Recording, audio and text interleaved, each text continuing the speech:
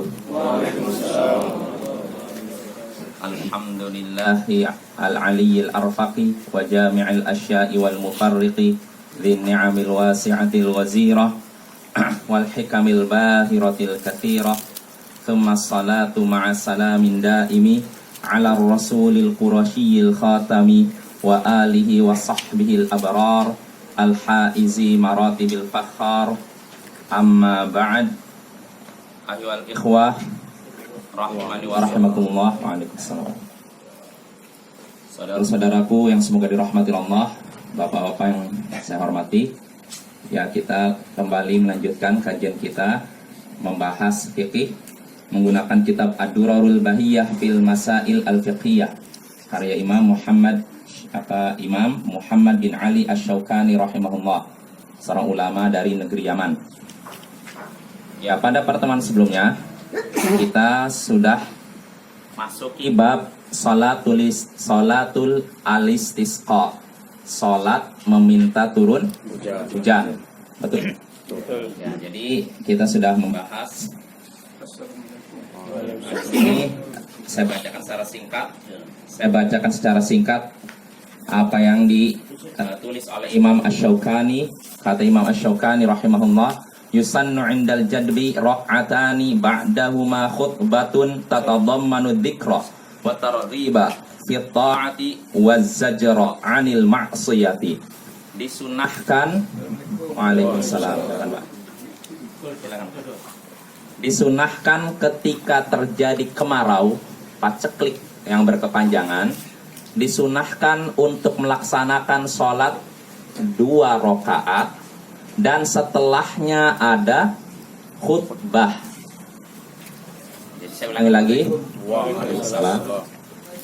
Kata Imam Asy-Syaukani, ketika terjadi paceklik kemarau yang berkepanjangan, disunahkan melaksanakan sholat 2 rakaat dan setelahnya ada khutbah yang mengandung zikir, mengingat Allah, dan juga motivasi untuk taat dan melarang dari maksiat.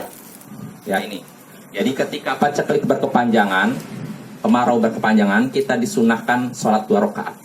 Sholat 2 rakaat ini dinamakan sholat istisqa, ya. Setelahnya ada khutbah. Jadi setelah sholat baru khutbah. Dan ini sudah kita bahas. Yang benar boleh khutbah dulu. Waalaikumsalam. Ya. Jadi boleh khutbah dulu baru sholat, atau sholat dulu baru khutbah. Ya, masing-masing pendapat ini ada dalilnya dan dalilnya sahih. Ini pendapat yang kuat, yang saya yakini. Jadi boleh khutbah dulu baru sholat, atau sholat dulu baru khutbah. Dan khutbahnya mengandung zikir. Artinya apa? Mengingatkan kita akan Allah.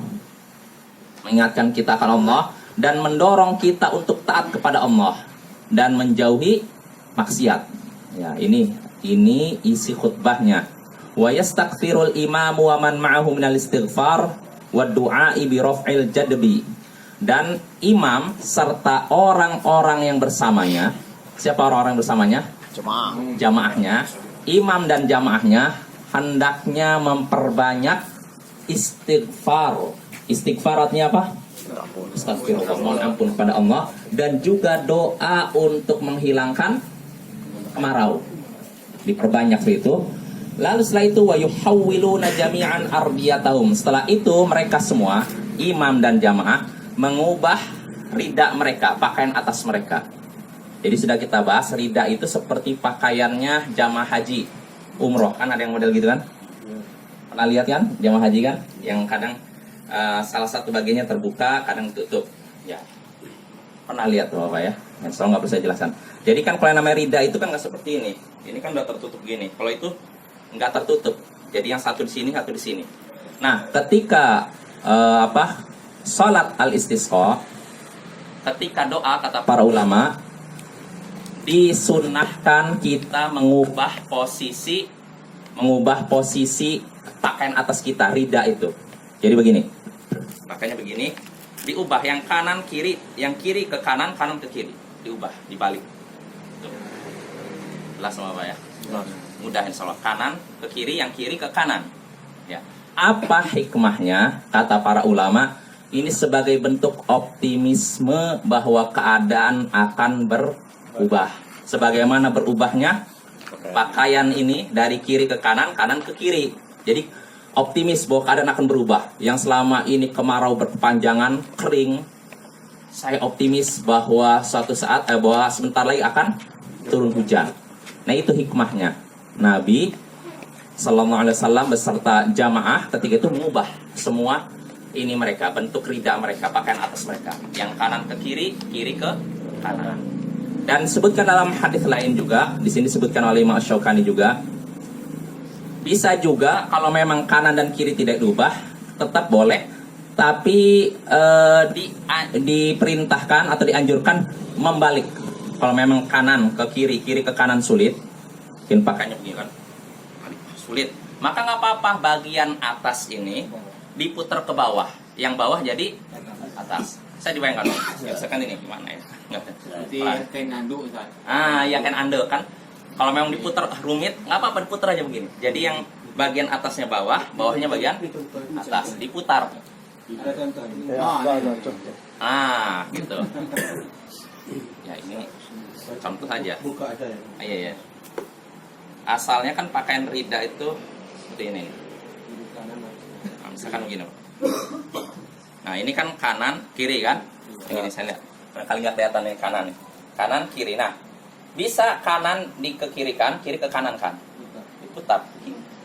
Nah, gitu. Bisa gini ya. Bisa juga kalau emang repot, ini anggap bagian atas nih, bagian atas nih. Kalau emang repot muter gini, maka yang bagian atas ini putar. Yang bawah jadi atas jadi bawah. Nah, ini juga sama hikmahnya kata para ulama, yaitu sebagai bentuk optimisme bahwa keadaan akan berubah. Ya, kalau Nabi tidak mencontohkan, tentu kita juga tidak akan begitu ya. Ya kan? Ngapain kamu muter-muter ini kan pakaian? Ya kalau Nabi tidak mencontohkan, kita nggak akan melakukan itu. Tapi karena Nabi melakukan, maka walaupun sekilas sepertinya kurang kurang masuk di ini mungkin ya, menurut sebagian orang kurang masuk akal. Tapi kalau Nabi melakukan itu, kita patuh, tunduk kepada perintah Nabi, tuntunan Nabi, walaupun akal kita belum nyampe ke situ. Ini seperti ucapan Umar bin Al-Khattab ketika suatu hari mencium Hajar Aswad. Umar bin Khattab berkata, "Wallahi inni a'lamu annaka hajar la tadurru wa la tanfa'." Demi Allah, aku tahu kamu ini cuma batu, tidak bisa memberikan manfaat, tidak pula bisa memberikan bahaya.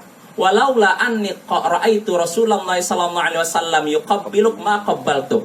Seandainya aku tidak pernah melihat Rasulullah sallallahu alaihi wasallam menciummu, tentu aku pun tidak sudi menciummu. Lihat. Ini bagaimana bentuk istilahnya ketaatan seorang sahabat kepada Nabi Sallallahu Alaihi Wasallam. Apapun yang dilakukan oleh Nabi, walaupun mungkin akalnya belum sampai ke situ, tetap patuh. Inilah sikap kita, ya. Apapun perintah dari Nabi, kalau memang perintah itu sahih, diriwayatkan dengan hadis yang sahih, bukan lemah apalagi palsu, maka kita mengamalkan. Walaupun perasaan kita kurang berkenan, akal kita kurang nempel, kurang nyambung misalkan. Kalau memang suatu hadis sahih, kabar dari Nabi itu sahih, kita nerimanya, walaupun akal kita belum sampai ke situ. Dan sebenarnya ketika Nabi mengabarkan sesuatu yang menurut kita tidak masuk akal, yang salah bukan kabar dari Nabinya, tapi akal kita. Berarti akal kita yang belum beres. Nah, itu. Jelas Bapak ya. Maka sekali lagi, yang terkait mengubah posisi pakaian atas, yang kiri ke kanan, kanan ke kiri, atau yang di atas jadi bawah, bawah jadi atas. Seandainya Nabi tidak mempraktekkan itu, saya nggak mau mempraktekkan. Ya kan? Kenapa maksudnya kan? Tapi karena Nabi mempraktekkan, kita mempraktekkan. Jelas Bapak ya. Jadi disinilah pentingnya kita ittiba', mengikuti tuntunan Nabi Sallallahu Alaihi Wasallam dalam segala ibadah dan amal soleh yang kita kerjakan. Jadi segala sesuatunya harus mengikuti perintah Nabi. Misalnya kita nggak pakai bawah itu, kita itu. Kenapa? Kita tuh susah mengikuti. Cuma ada jam tangan, boleh nggak jam tangan kiri? Nggak ada tuntunannya itu. Walaupun nggak ada jam tangan, sandal kita itu kan pulang. Nggak ada. Iya, seandainya Nabi mempraktekkan, kita praktekkan. Tapi Nabi tidak mempraktekkan. Karena di zaman Nabi sudah ada sendal tidak? Sudah. Udah ada sendal. Sepatu pun hida istilahnya alas kaki yang menutup mat kaki namanya hida. Diterjemahkan sepatu. Sudah ada. Seandainya itu disyariatkan Nabi untuk nukat. Ini. Tapi Nabi tidak pernah melakukan, maka kita tidak melakukannya juga. Apapun yang Nabi lakukan, kita lakukan. Dan apapun yang tidak Nabi lakukan, kita pun tidak melakukan. Jangan sampai kita berpendapat, mungkin Nabi itu lupa, atau mungkin Nabi itu segan sama sahabatnya. Kenapa Nabi segan pada para sahabatnya? Nabi itu sosok yang tidak takut dan tidak segan kepada siapapun terkait dalam hal agama. Nabi nggak segan, nggak takut kepada siapapun. Kalau dalam masalah agama, ya, dalam masalah agama nggak ada misalnya Nabi, saya takut nanti dicela, nggak. Beda dengan kita kan, mau ngamalkan sesuatu nanti dicela masyarakat, ya, atau dibilang apa malu. Kalau Nabi nggak. Jangan samakan kita dengan Nabi Sallallahu Alaihi Wasallam. Jadi ketika Nabi tidak melakukan sesuatu, itu tandanya kita disyariatkan untuk tidak melakukan itu. Kalau kata para ulama namanya itu sunnah tarkiyah, sunnah meninggalkan. Artinya apa? Kalau Nabi tidak melakukan itu, berarti kita disunahkan untuk meninggalkan itu. Kalau melakukannya, berarti kita sudah terjatuh dalam penyelisihan terhadap sunnah Nabi. Jelas Bapak ya? Contohnya, di dalam sholat Idul Fitri, Idul Adha, ada adzan iqamah tidak? Tidak ada kan? Tidak. Maka ketika Nabi tidak menyuruh sahabatnya adzan dan iqamah, itu tandanya bahwasanya kita diperintahkan untuk tidak adzan dan iqamah. Itulah sunnah, sunnah tarkiyah. Sunnah meninggalkan sesuatu yang ditinggal oleh Nabi Sallallahu Alaihi Wasallam. Ya, jangan sampai kita ada anggapan, mungkin Nabi tidak melakukannya karena para sahabat begini, atau mungkin sesuatu yang gak jelas. Udah jelas Nabi meninggalkan, maka kita tinggalkan. Apapun yang ditinggalkan Nabi, kalau memang ada faktor yang mendorong untuk melakukan itu dan tidak ada penghalangnya, maka kita tinggalkan. Beda halnya kalau memang Nabi tidak melakukan sesuatu karena tidak ada faktor yang mendorong untuk melakukan itu. Contohnya, di zaman Nabi ada tidak pembukuan Al-Quran? Tidak ada kan? Al-Quran kan cuma dicatat di pelepah kurma, ada lagi di tulang, tidak dibukukan seperti ini. Pertanyaannya, kenapa Nabi tidak membukukan Al-Quran? Belum dibutuhkan. Pertama, wahyu belum selesai. Seandainya Nabi membukukan dalam keadaan wahyu belum selesai turun semua, nanti kira-kira akan ada yang wahyu yang belum masuk ini kan?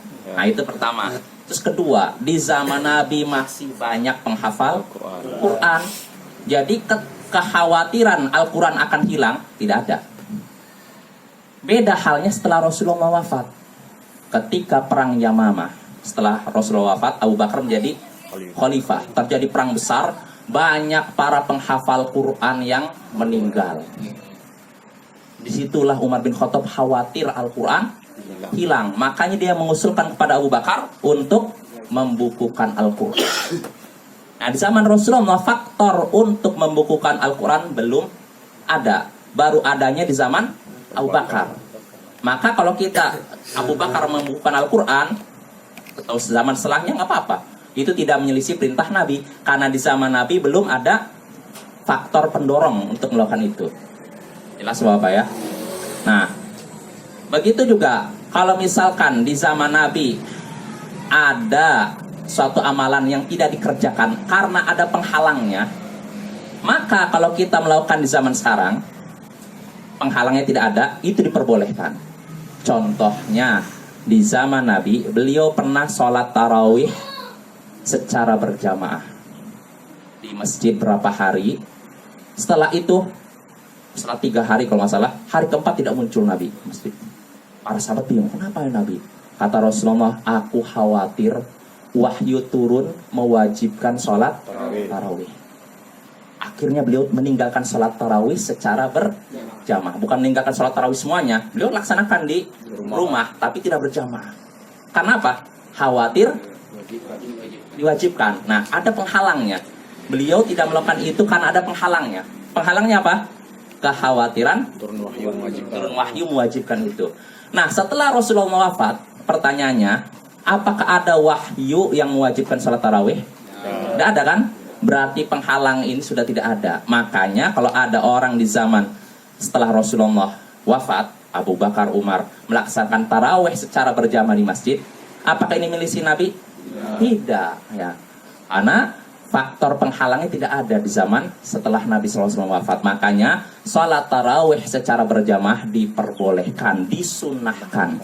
Sebagaimana Rasulullah melaksanakan ketika awal-awal beliau sholat tarawih. Jelas Bapak ya?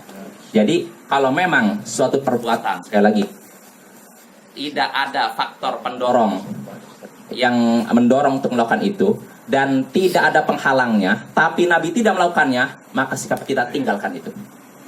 Tapi kalau suatu perbuatan tidak dilakukan Nabi karena tidak ada faktor pendorong, seperti contohnya tadi membukukan Al-Quran, maka kalau di zaman sekarang ada faktor pendorong untuk melakukan itu, untuk membukukan Al-Quran, maka kita boleh membukukan Al-Quran.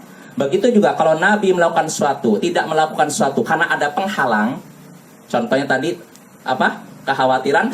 Nah, maka kalau penghalang itu tidak ada di zaman sekarang, boleh tidak kita melakukan? Boleh. Jelas Bapak ya? Ya, jadi Berarti enggak Pak, kita kalau bawa ada unsur salat tarawih di rumah. boleh. Enggak. Salat tarawih di rumah boleh. Berarti waktu Rasul tadi itu enggak. Iya, Saya betul. khawatir jangan tidak mau. Iya. Ya, walaupun jumhur ulama, mayoritas ulama berpendapat afdolnya di masjid. Tapi mazhab Maliki berpendapat afdolnya di rumah. Dan ini pendapat yang saya yakini, Pak. Kalau saya lebih meyakini pendapat yang afdal salat tarawih di rumah. Ya, walaupun ya nggak apa-apa kalau di masjid. Ya, tapi ini nggak bisa dipukul rata, Bapak ya. Artinya bisa jadi ada orang kalau di rumah ngantuk, aduh salat tarawih ngantuk. Ya, lebih baik ke masjid biar biar semangat ya. Tapi kalau ada orang punya hafalan banyak, dia mungkin kalau salat tarawih di masjid malah kurang khusyuk, mungkin hafalannya nggak bisa kepakai, maka nggak apa-apa dia sholat di rumah. Saya kalau enggak terlalu dipaksakan. Iya, nggak masalah. Ya, jadi artinya sepakat para ulama salat tarawih tidak wajib. Kalaupun seorang melaksanakannya di rumah nggak apa-apa. Jangankan salat di rumah, kalaupun tidak salat tarawih sama sekali, tidak dosa juga karena tidak wajib ya. Nah, cuma ya kita pikir dua hal. Cuma sekali lagi, kalau ditanya afdolnya mana, apakah sholat tarawih di masjid atau di rumah, ada beda pendapat di antara para ulama. Kalau mayoritas ulama, jumhur ulama berpendapat afdol sholat berjamaah di masjid tarawih ya. Sedangkan mazhab Maliki, pendapat Imam Malik berpendapat afdolnya di rumah. Dan pendapat terakhir inilah yang saya yakini. Dalilnya apa? Nabi SAW ketika tadi terkait sholat tarawih di masjid itu tadi kan, Nabi kenapa nggak sholat ini tarawih? Karena saya khawatir apa? Turun wahyu mewajibkan. Lalu Nabi berkata kepada para sahabatnya, sallu fi buyutikum, salatlah di rumah kalian. Kata Nabi setelah itu apa? Fa inna afdala salatil mar'i fi baiti illal maktubah, kurang lebih begitu. Karena semuanya sebaik-baik salat seorang pria yaitu di rumahnya, kecuali salat wajib. Sebaik-baik salat pria adalah di rumahnya. Salat apa ini? Sunnah. Dan salat tarawih sunnah atau wajib? Nah, berarti masuk situ. Tapi bukan berarti anjuran nanti kosongkan saja. Jangan ya. Nggak, artinya ini kan nggak bisa dipukul rata. Bisa jadi ada orang lebih semangat di masjid, mungkin karena banyak orang saya semangat, silahkan ya. Tapi kalau ada orang mungkin punya hafalan banyak, kalau di masjid hafalan saya nggak kepakai nih, tapi kalau di rumah saya bisa mempraktekkan, maka yang seperti ini bagusnya di rumah. Jadi kalau kita sakit, Pak Ustaz bisa duduk. Oh iya, kalau salat tarawih Bapak-Bapak, ini kan tidak wajib, salat sunnah. Artinya salat sunnah tidak wajib berdiri, walaupun tidak sakit. Kita sehat segar bugar nih, saya sehat segar bugar. Lalu saya sholatnya langsung duduk, sah tidak? Sah. Ya, tapi pahalanya setengah dari berdiri ya. Ini kalau sehat, tapi kalau sakit dapat pahala sempurna. Sebagaimana kita sholat berdiri. Ini sholat sunnah. Kalau sholat wajib, saya sholat isya, saya mampu berdiri tapi saya sholatnya duduk. Allah, sah tidak? Tidak sah. Ya, kalau sholat wajib, wajib berdiri kita. Sedangkan sholat sunnah tidak wajib berdiri. Cuma afdol saja, yang afdol berdiri. Maka nggak apa-apa kita sholat tarawih sambil duduk, walaupun kita tidak letih, tidak sakit, nggak apa-apa duduk. itu lebih baik daripada tidak sholat tarawih sama sekali. Ya tidak? Ya kan rugi tidak sholat tarawih sama sekali. Ya.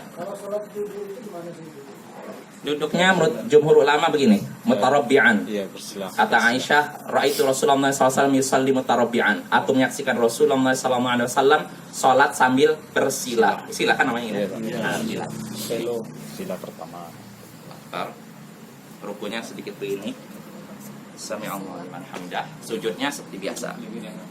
Seperti biasa. Walaupun ada sebagian ulama katanya lebih rendah lagi, tapi sebagai bentuk hati-hatian sujud seperti biasa sini aja. Jadi yang begini enggak terus. Ya, Pak? Saya begini dulu. Ah. Ini enggak Oh, masalah. sambil gitu. Ya, masuk. Ya, ada sebagian ulama berpendapat seperti itu, Pak. Tapi kalau berdasarkan hadis yang diriwayatkan Aisyah, Rasulullah salatnya begini. Gitu ya. Sila. Begini. Nggak, saya ada halangan gini aja. Kadang naik asam lambung saya. Oh, ya nggak apa-apa. Naik gini. Nggak masalah, nggak masalah. Tapi kalau gini enggak payah lebih mudah, Pak. Iya, lebih nyantai malah kalau begini, Pak. Alhamdulillah. Senang sekarang enggak senang. Ya, itulah pentingnya ilmu, Pak. Pentingnya ilmu begitu kan. Ilmu itu mempermudah ibadah kita. Ya, kalau kita mengerti ilmu, mengerti sunnah sebenarnya mudah. Yang mempersulit itu kalau tambahan-tambahan itu sebenarnya. Kalau kita ngikutin sunnah lega, tenang, tidak meletihkan diri kita sendiri. Tapi kalau ada tambahan-tambahan, nah itu yang bikin repot. Ayah betul. Iya, santai Enggak. insyaallah. Betul, betul. Jadi gitu ya, rukunya turun, condong sedikit, sedangkan sujudnya ada sebagian ulama menyatakan lebih rendah dari ruku dan ada yang menyatakan nempel langsung. Kalau saya sendiri sebagai bentuk hati-hatian, sujud aja seperti biasa begini. Kalau sampan nggak apa-apa, yang rendah sedikit. Ya, tinggal disesuaikan. Nggak ada tempat sujud. Oh iya, artinya disesuaikan kemampuan ya. Kalau memang mampunya begitu, nggak mungkin sujud nempel ke tanah, ya nggak masalah. Kalau di pesawat kan senang. Ah iya. Kalau di pesawat nggak mungkin kita sujud di bawah kan. Iya, Duduk semampunya. tawaruknya kayak gini juga. Apa? Duduk tawaruknya kayak gini juga. Iya. Nggak, duduk tawaruk seperti biasa begini. Tawaruk. Duduk di antara dua sujud maksudnya. Iya. Ya begini. Duduk akhir. Begini. Utara Duduk akhir seperti biasa begini. Jadi yang kita bersila tadi, yang bersila tadi. kalau bersila itu awalnya aja. Posisi berdiri. Adapun ketika duduk di antara dua sujud begini, ketika tasyahud akhir begini. Oh, berarti tersakit gitu. Iya. Jadi ini posisi berdiri, ibaratnya menggantikan posisi berdiri begini. Dokter aja kan? Seperti begini. Alhamdulillahirabbil alamin arrahmanir rahim sampai selesai. Udah baca surat Allahu akbar. Subhana rabbiyal azim, subhana rabbiyal azim. Sami'allahu liman hamidah. Rabbana walakal hamd. Allahu akbar. Gitu kan? Dan itu seperti biasa, Allahu akbar. Nah, gitu. Setelah itu sujud lagi. Oh, berarti ini untuk berdiri. Nah, lalu begini lagi. Nah, gitu. Ganti berdiri. Nah, gitu. Las apa ya? Kecuali bagi orang yang sakit. Ya, kecuali orang yang sakit. Ya. Nggak bisa dia Ya. sujud Betul. dan nggak bisa dia duduk di Nah, betul. Kalau memang nggak bisa, yang apa dia nurunkan sedikit ininya apa? Setelah ruku misalnya rukunya segini, berarti sujudnya agak sedikit begini. Iya, itu lebih mudah katanya. Iya, karena kan sama manakangnya. Ah, iya. Kau tambah di pilu hari kuah. Iya. Biasa duduk. Iya, kalau mudah dia lu kan. Kalau nelayan kan salat wajibnya kayak duduk di perahu Nggak bisa berdiri, nggak mungkin ya. nelayan misalnya kan perahunya kan kecil tuh. Ah. Itu gimana tuh? Nggak, artinya bisa berdiri tidak? Bisa. Berpayah. Kalau memang sulit ya sudah duduk aja semampunya. Makanya Nabi SAW sabda dalam Sahih Bukhari, beliau bersabda kepada Imran bin Husain, "Shalli qa'iman." Salatlah engkau dengan berdiri. Ini asalnya nih, salat wajib ya. Salatlah engkau dalam keadaan berdiri. Fa illam tastati' fa qa'idan. Kalau memang tidak mampu berdiri, seperti tadi kan, di sampan kalau berdiri bisa jatuh. Maka kalau memang begitu, salatlah sambil duduk, kata Nabi. Fa illam tastati', kalau tidak bisa juga duduk, mungkin saking goncangan gini, fa'ala janbin, salatlah di punggung ini. Begini Bapak ya. Misalkan kiblat sana, berarti begini. Salatnya begitu, menghadap sana. Kalau nggak bisa juga telentang, ininya ke arah kiblat. Jelas Bapak. Nggak boleh meninggalkan salat. Ya, Ustaz. Iya, dalam keadaan apapun nggak ada istilah libur sholat. Ya, ini safar, perjalanan jauh itu termasuk apa ya? Istilahnya apa ya? Kalau kita ingin menilai kualitas keagamaan seorang, lihatlah ketika safar, ketika perjalanan jauh. Kalau orang yang soleh, dia nampak ketika safar dia tetap ibadah. Tapi kalau orang yang ya agamanya begini-begini, ketika safar udah nggak sholat, nggak memperhatikan sholat. Ini bisa kita lihat Bapak ya. Kita kalau ingin tahu perilaku seorang kebiasaan, artinya gini, orang ini soleh atau tidak, kita lihat ketika safar. Dan ini disebutkan oleh para ulama. Pernah suatu hari ada seorang berkata kepada Umar bin Khattab, berkata dekat Umar, oh si fulan itu orangnya soleh, orang bagus. Atau Umar bin Khattab, kamu memang hidup bertetangga dengan dia? Tidak. Kamu pernah safar bersama dia? Enggak. Terus tahu dari mana dia soleh? Karena pertama kan kata Umar, kamu bertetangga dengan dia. Artinya seorang tetangga biasanya kan ngerti kan? Iya, biasa. Nah, kualitas tetangganya bagaimana, baik atau tidak.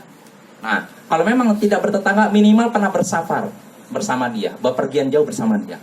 Karena ketika safar nampaklah perilaku seorang. Entah dia itu orangnya baik, egois, atau apa, nampak ketika safar. Adapun ketika di tempat tidak nampak. Nah, kata Umar, kamu pernah bertetangga dengan dia? Nggak pernah. Pernah pergi safar bersama dia? Nggak pernah.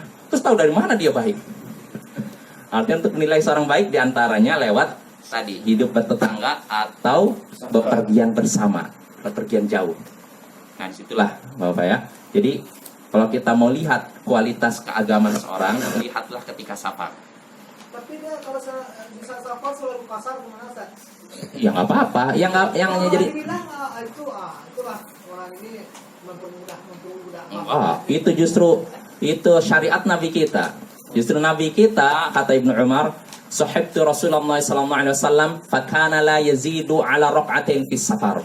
Aku pernah bersahabat bersama Rasulullah, menemani Rasulullah sallallahu alaihi wasallam, maka beliau tidak pernah sholat lebih dari 2 rakaat ketika safar. Kata Ibnu Umar. Dan aku juga, katanya, wasahibtu Abu Bakar fala yazidu ala raq'atain. Dan aku juga pernah menemani Abu Bakar dalam perjalanannya, dan Abu Bakar juga tidak pernah sholat lebih dari 2 rakaat. Aku juga sholat bersama Umar, kata Ibnu Umar nih, dan dia juga tidak pernah sholat lebih dari 2 rakaat. Dan aku juga sholat bersama Utsman dalam perjalanan, bersahabat bersama Utsman dalam perjalanan, dia juga tidak pernah sholat lebih dari 2 rakaat. Ini yang namanya mengkosor sholat, meringkas sholat, ini merupakan sunnah Nabi kita. Sampai-sampai sebagian ulama menyatakan itu wajib, termasuk Imam Syaukani yang sudah kita bahas kan. Imam Syaukani berpendapat mengkosor sholat, meringkas sholat wajib. Ya, dalilnya tadi ucapan Ibnu Umar. Walaupun saya sendiri tidak sependapat ya, dalam hal ini saya lebih yakin lebih mencondong ke pendapat jumhur ulama yang menyatakan tidak wajib, namun sunnah muakkadah. Ya, sunnah yang ditekankan. Artinya kalau bisa kita apa? Batasan harinya ada. Sudah kita bahas, diulangi lagi nih. Kemarin udah datang. Oh, tidak hadir ya? Kemarin udah datang. Kelamaan berarti dia begini. Kita udah selesai nih, salat safar udah selesai. Udah lewat berapa ini ya?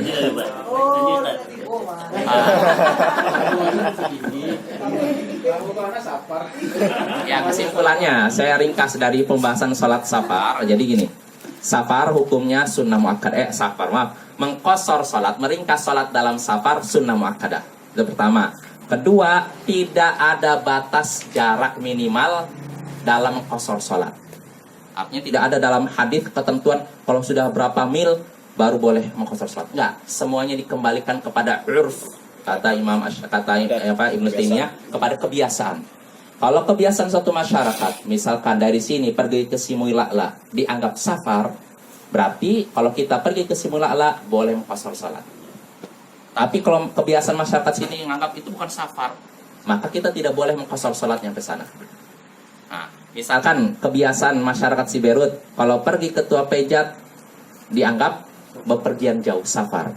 Berarti kalau kita pergi ke Tua Pejat, kita boleh meringkas salat, mengkosor salat. Nah, ini kembalikan kepada kebiasaan. Lalu sampai berapa lama seorang musafir boleh mengkosor salat di tempat yang dituju? Ini juga menurut pendapat yang kuat, pendapat Syekhul Islam Ibnu Taimiyah, Al-Hasan dan Qatadah, tidak ada batasannya. Selama seorang memang tidak niat mukim di situ, tinggal situ, maka dia dinamakan musafir. dan musafir boleh qasar sholat walaupun berminggu-minggu lamanya. Kecuali kalau saya misalkan pergi ke Padang, sudah pergi ke Padang, saya mau pertama belanja, setelah belanja ditawarkan rumah, oh ada rumah nih bagus, oh bagus, ya udahlah saya beli rumah lah, bikin KTP di sini lah. Berarti masih musafir saya. Oh enggak, udah jadi orang Padang, udah nggak ada lagi qasar. Tapi kalau saya cuma belanja walaupun berapa lama setelah itu pulang, saya masih dianggap musafir. Jelas Bapak ya. Ini kesimpulan. Rumah saya di Padang, Pak. Apa? Rumah saya kan di Padang. Ah. Jadi saya ke Padang. Itu sapor saya tuh. Itu rumah saya di Padang. Rumah di Padang, tapi rumah artinya rumah asal Bapak di sini kan? Pribadi saya ke Padang. Ah. Rumah pribadi saya dari Padang. Nah, jadi Oh, rumahnya ada dua. di sini Oh. kan yang saya ke Padang. Jadi di rumah saya ke Padang ini kan sering beli barang. Oh, kalau gitu Kan iya. enggak kan? Masuk sapar. Ya. Kalau memang artinya begini Pak, Bapak misalkan tinggalnya di Padang, di rumah orang tua misalkan, lalu Bapak misalkan merantau ke Siberut sini ya, misalkan ini saya contoh aja, Bapak punya orang tua di Padang, lalu merantau ke Siberut, lalu punya rumah di sini, lalu satu saat nengok orang tua di Padang, maka status Bapak ini masih musafir, walaupun itu kampung halaman orang tua kan. Karena apa? Bukan tempat tinggalnya kan, tempat tinggal orang tua. Maka dalam hal ini kalau di Padang boleh mengqasar sholat. Saya enggak saya sapar, Pak. Iya. Ini kan rumah saya. Iya. Di Siberutnya. Iya. Di Padang rumah saya. Iya. Jadi saya biasa aja enggak ada saya. Oh iya, makanya kalau begitu nggak perlu qasar. Nggak perlu. Sempurnakan. Nah, Sempurnakan. jarang Karena saparnya di rumah. iya, karena jarang. seakan-akan punya dua tempat tinggal kan istilahnya kan. Di sini kamar saya, di sana kamar Iya, saya.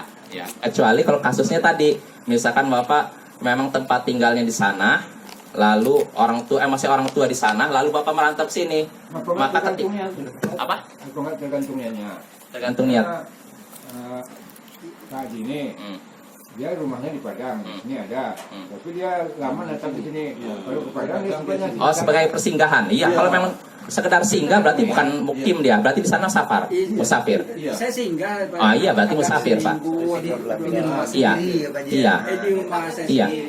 Ya artinya kalau memang di situ nggak ada niat menetap, cuma apa singgah, ya berarti safar namanya. Safar. Iya. Jelas, Bapak. Iya, kalau memang dia singgah aja, nggak ada tujuan artinya mukim di situ, maka itu safar. Jelas Bapak ya? Ya ini pembahasan kita pada pertemuan sebelumnya. Artinya kesimpulannya begitu, tidak ada batas jarak minimal dalam safar, tidak ada batas hari berapa lamanya dalam safar, untuk mengqasar sholat dalam safar, dan diperbolehkan juga sudah kita bahas pada pertemuan sebelumnya untuk menjamak takdim dan takhir, menggabungkan sholat di awal waktu atau di waktu sholat kedua. Jelas ya? Ya ini kan pembahasan udah lewat kita nih. Nah sekarang udah selesai kita dari sholat al-istisqa. Berarti kita masuk bab berikutnya, kitab berikutnya, pembahasan penting yaitu kitabul janaiz. Kitab tentang janaiz. Janaiz artinya jenazah, pengurusan jenazah. Ya. Kata Imam Asy-Syaukani rahimahullah, semoga Allah merahmatinya, minas sunnati iyadatul marid wa talqinul muhtadari asyhadatain wa taujihuhu wa tagmiduhu idza mata. Termasuk sunnah yaitu menjenguk orang sakit, mentalkin orang yang akan meninggal untuk mengucapkan 2 kalimat syahadat, dan mengarahkannya ke arah kiblat serta menutup matanya jika ia sudah meninggal. Jadi ada 4 sunnah untuk sementara yang disebutkan oleh Imam Asy-Syaukani. Pertama yaitu menjenguk orang sakit. Ya, hadis yang menyebutkan tentang dianjurkannya menjenguk orang sakit, hadisnya kata Imam Asy-Syaukani mutawatirah. Mutawatirahnya Banyak. sangat banyak, bukan cuma 1-2 puluhan hadis. Ya di antaranya hadis masyhur dalam Sahih Bukhari Muslim dari sahabat Abu Hurairah, Nabi sallallahu alaihi wasallam bersabda, "Haqqul muslim 'alal muslim khamsun." Hak seorang muslim terhadap muslim lainnya ada 5. Hak seorang muslim terhadap muslim lainnya ada 5. Artinya hak itu harus kita tunaikan. Apa itu? Raddus salam, menjawab salam. Ini termasuk hak seorang muslim terhadap muslim yang lainnya. Artinya kalau ada orang yang mengucapkan assalamualaikum, kita harus menjawabnya waalaikumsalam. Nah, itu. Ini pertama, hak seorang muslim yang pertama. Yang kedua, iyadatul marid, yaitu menjenguk orang sakit. Nah, inilah yang kita bahas sekarang ya. Jadi menjenguk orang sakit ini termasuk ketika kita menjenguk orang sakit, berarti kita sudah menunaikan haknya. Yaitu termasuk amal soleh yang besar pahalanya. Maka disebutkan oleh Sahih Muslim dari sahabat Thauban, Nabi SAW bersabda, "Man 'ada maridan lam yazal fi khurfatil jannah hatta yarji'." Siapa yang menjenguk orang sakit, maka ia berada di kebun surga sampai ia kembali. Pahalanya besar. Dan disebutkan dalam Sunan Tirmidzi dari Ali bin Abi Thalib, Nabi SAW bersabda, "Ma min muslimin ya'udu musliman ghudwatan illa shalla alaihi sab'una alfa malakin hatta yumsi." Tidaklah seorang muslim menjenguk muslim lainnya yang sakit. Ada seorang muslim sakit, kita jenguk. Tidaklah seorang muslim menjenguk muslim lainnya yang sakit di waktu pagi, kecuali 70.000 malaikat mendoakannya sampai sore hari. Bayangkan, kita menjenguk seorang muslim yang sakit di pagi hari, maka balasannya 70.000 malaikat mendoakan kita sampai sore. Wa in 'adahu 'ashiyatan illa shalla 'alaihi sab'una alfa malakin hatta yusbih. Kalau kita menjenguk yang sakitnya itu di waktu sore, maka 70.000 malaikat mendoakan kita sampai waktu pagi. Bayangkan Bapak, ini keutamaan menjenguk orang sakit. Wa kana lahu kharifun fil jannah, kata Nabi, dan dia akan mendapatkan kebun di surga. Luar biasa. Ini termasuk amal soleh yang hendaknya kita semangat untuk melakukannya. Biar jenguk orang sakit, sekedar jenguk aja itu dapat keutamaan seperti itu. Didoakan 70.000 malaikat. Ini sekedar menjenguk. Apalagi kalau kita sambil bawa makanan, lebih besar lagi pahalanya. Ada pula batas sakitnya, Ustaz. Apa? Batas sakitnya. Saya kalau udah lama Sakit sakit, kepala misalnya, nggak bisa sholat sampai zuhur kan? Ya, nggak ada batasan, bebas ya. Jangankan orang sakit, ketika kita mengunjungi saudara kita sesama muslim, sekedar mengunjungi aja, bukan karena sakit, itu pun ada pahalanya. Disebutkan dalam Riyadhus Shalihin, hadisnya Sahih Bukhari atau Muslim kalau salah. Jadi ada suatu hari seorang mengunjungi muslim lain di kampung lain. Maka Allah pun mengutus malaikat untuk menjaganya di perjalanan. Ditanya oleh malaikat, "Untuk apa kamu menjenguk orang itu yang di kampung lain? Halaka min ni'matin tarubbuha alai?"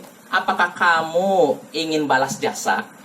Artinya bisa jadi saya mengunjungi seorang karena orang ini pernah berbuat baik pada saya. Mungkin kan gitu kan? Atau dulu pernah bantu saya Maka kata orang ini ditanya malaikat, "Apa kamu mengunjungi dia karena ingin balas jasa? Dulu orang itu pernah ngasih kamu lalu kamu ingin balas?" Kata orang itu, "La, ghairu anni ahbabtu fillah." Tidak, aku tidak ingin balas jasa, hanya saja aku mencintainya karena Allah. Maka malaikat ini berkata, "Fa inna Rasulullah ilaik." Sesungguhnya aku adalah utusan Allah yang diutus kepadamu, yang mengabarkan kepadamu bahwasanya Allah mencintaimu sebagaimana engkau mencintai saudaramu karena Allah. Lihat tuh. Jadi ada keutamaan kita mengunjungi saudara kita seiman, walaupun dia nggak sakit. Apa tengok aja sebentar, gimana kabarnya? Nah, ada keutamaan seperti itu, Bapak ya. Apalagi kalau dia sakit, itu lebih butuh lagi dikunjungi. Ustaz tak pilih. Ya, kalau lawan jenis, kalau yang masih muda jangan. Jangan Pak ya, Bapak. Tapi kalau yang sudah lanjut usia, yang kira-kira sudah menopause, artinya udah nggak ada ini lagi, syahwat lagi, diperbolehkan. Seperti Abu Bakar dan Umar menjenguk Ummu Aiman. Dulu Rasulullah SAW ketika hidup menjenguk Ummu Aiman, dan Abu Bakar setelah Rasulullah wafat pun menjenguk Ummu Aiman. Dan Ummu Aiman sudah tua, ya, jadi jenguk, maka nggak apa-apa. Ya, tapi dengan syarat tetap jangan berduaan. Ketika itu Abu Bakar bersama siapa? Umar. Ya walaupun memang udah tua kan, udah nggak punya inilah selera kan, tapi tetap jangan sendirian, harus berdua. Jelas Bapak ya. Kalau lawan jenis Kalau yang muda berdua nggak bisa juga. Untuk apa dulu? Kalau memang ada hajat kebutuhan mendesak, ya nggak masalah. Secukupnya, artinya kalau misalnya saya harus nyampaikan nih pesan nih untuk si fulana wanita itu, dan kalau saya sendiri nggak mungkin, harus ada 2 orang. Maka kalau memang ada hajat mendesak nggak apa-apa. Assalamualaikum, misalkan ini ada pesan dari ini nih. Nah kalau udah selesai udah pulang, jangan berlama-lama. Jadi gimana kabarnya, sehat, udah makan atau belum? Hati-hati itu. Ini seperti sekarang kita bertamu di sini Pak, Ah. tidak amat untuk orang rumah. Nah, Apa Pak? kita kan bertamu di sini. Iya, ya. Pak. Berarti yang di rumah ramah. Oh iya, jelas. Oh, apalagi dipakai majelis ilmu ini luar biasa ini. Sudah Nikmat kabar Bapak. kita. Iya, Amin. iya, betul. Ketika suatu rumah digunakan untuk kebaikan, seperti majelis ilmu, ini rahmat berkah. Rahmat datang. Iya, para malaikat menaungi kita. Mudah-mudahan datang keberkahan. Iya, betul. Amin. Ya sebenarnya kalau rumah saya agak luas sedikit, di rumah saya aja pengennya. Biar berkah. Saya kebetulan saya kok enggak disuruh. Iya, ya pengennya rumahnya luas biar bisa dipakai ini terus. Nggak masalah, itu berkah terus. Ya banyak rezeki insya Allah ya. Ya. Kalau yang saya itu tadi wanita yang dia belum bisa menutup aurat dengan sempurna. Jadi kalau kita datang kemungkinan rambutnya terbuka dan segala macam. Mana menyikapinya? Minta dia nutup ininya, nutup auratnya. Artinya kita harus tegas Bapak, jangan sampai kita masuk situ melihat kemungkaran kita diam aja. Jadi harus tegasan. Jadi termasuk kayak meruqyah. Saya pernah meruqyah di sekitar sini, nggak perlu saya sebutkan lah daerahnya mana. Di sekitar sini, saya meruqyah di situ ada perempuan yang nggak pakai jilbab, yang nonton juga nggak pakai jilbab. Aduh, pusing saya. Makanya setelah itu saya ketika diminta meruqyah lagi, saya mau meruqyah dengan syarat semuanya pakai jilbab. Akhirnya mau, alhamdulillah. Dia tegaskan ya, itu kita mau meruqyah tapi situ ada kemungkaran, kemaksiatan. Nah itu nggak bisa begitu ya. Harusnya ketika kita, dan itu membuat jin senang, di ruqyah tapi orang buka aurat ya, terus saja jinnya di situ kali, nggak lari-lari. Ya, kadang juga begini Bapak, yang kita mau meruqyah, tapi orang yang diruqyah sendiri nggak mau mengobati dirinya. Dia nggak mau sholat, nggak mau nutup aurat, masih menyimpan jimat. Ini nggak akan keluar, susah keluar. Dulu saya pernah meruqyah ketika masih jadi santri dulu, meruqyah orang nggak keluar-keluar. Kenapa ini? Pas ditanya ininya, keluarganya, ternyata dia masih menyimpan jimat. Yang kayak gini nggak akan selesai. Mau diruqyah 1000 ustadz sekalipun, yang nggak akan keluar jinnya. Karena punya perlindungan di situ. Jadi jin itu bisa di luar negara aja. Kenapa Pak? Dia tidak keluar ada bisa ngomong sama dia. Bisa aja. Ketahuan. Bisa ketahuan Pak. Terus dia ada di dalam. Seorang iya. Nampak kalau seorang masih ada jin itu matanya misalkan merah, pandangannya nggak normal. Bayang dari Iya. Kadang ada seperti itu. Misalkan ini juga kejadian teman saya juga waktu jadi santri dulu, dia meruqyah seorang. Ini santri teman saya atau abang saya lupa gitu. Jadi dia meruqyah, udah keluar jinnya. Nah, pergilah keluar, tidak berapa lama kesurupan lagi. Pasti cek kok bisa begini, udah diruqyah keluar jinnya terus masuk lagi. Ternyata di rumahnya ada Raja-raja. ya kayak sejenis patung kayak gitu lah, gambar-gambar gitu. Jadi rupanya jinnya sembunyi di situ. Makanya kalau kita mau meruqyah, yang seperti itu harus disingkirkan. Patung-patung dan yang gambar-gambar yang tidak bermanfaat singkirkan. Karena itu pertama menghalangi malaikat masuk, yang kedua tempat persembunyian jin. Karena kalau di suatu rumah tidak dimasuki malaikat, berarti dimasuki apa? Jin gitu. Ya. Makanya Bapak itu penting ya. Jadi kalau di suatu rumah digunakan maksiat apa itu isinya jin, nggak mungkin malaikat. Ya, tapi kalau diisi dengan kebaikan, isinya malaikat dan jin tidak akan masuk. Kecuali jin muslim, mungkin aja jin muslim sembunyi. Ya jangankan di rumah, di masjid pun ada Bapak. Mungkin cerita seperti ini udah masyhur ya, banyak orang yang tidur di masjid, di shop depan pas pagi-pagi udah di luar. Bisa diseret ya. Dan itu banyak, itu bukan satu yang langka, itu sering saya dengar dari teman saya, dari waktu di kampung nenek juga begitu. Banyak orang pemuda-pemuda yang tidur di masjid, tahu-tahu kok ada yang nyeret pagi-pagi loh, sudah di luar. Selending di luar, ditaruh di atap. Ya jelas ya Bapak ya. Jadi itu termasuk sunnah terkait jenazah. Pertama kita mengunjungi orang sakit. Ya mungkin jam berapa ini? Ya udah cukup aja lah. Ini sunnah pertama yang kita bahas. Anda 4 menit ya. Oh iya 2 menit lagi. Ya udah cukup Bapak ya. Jadi pembahasan kita udah masuk kitabul janaiz, kitab jenazah. Kita membahas sunnah pertama yaitu mengunjungi orang sakit. Ya, insya Allah pada pertemuan berikutnya kita lanjut pembahasan penting yaitu mentalkin orang yang akan mati untuk mengucapkan 2 kalimat syahadat. Dan juga terkait mengarahkan jenazah ke kiblat. Apakah ini disyariatkan atau tidak disyariatkan? Inilah yang akan kita bahas pada pertemuan berikutnya. Pak Ustaz, ini termasuk sunnah juga Pak Ustaz. Besok kan 1 Zulhijjah Pak Ustaz. Kan tidak boleh orang yang berkorban potong kuku, potong kumis, potong Betul, betul. rambutnya, ya kan tidak boleh kan? Iya. Termasuk Sunnah juga kan? Iya, termasuk kewajiban. Pendapat yang kuat bahwa itu wajib. Wajib. Iya, tidak mencukur pokoknya rambut dulu apapun termasuk kuku. Sebagai ulama menyatakan kuku yang ada pada badan kita kalau memang kita mau berkurban. Ya ikut korban. Ya, mau ikut kurban. Kalau dilanggar tak nggak sah. Ya dosa, tapi tetap sah. Dosa orangnya, tapi kurbannya tetap sah. Misalkan gini, saya mau berkurban, tapi saya cabut. Nah, ini kurbannya tetap sah, tapi saya terjatuh dalam larangan Nabi itu. Kalau lupa tak Kalau lupa dimaafkan. Ya dimaafkan. Masih kalau aja lupa. makan warna kalau lupa kan? Dimaafkan. Ya. Dan tidak ada denda. Besok mulai kan? Itu 7 Zulhijjah besok mulai. Ya. Sekarang nih malam ini udah.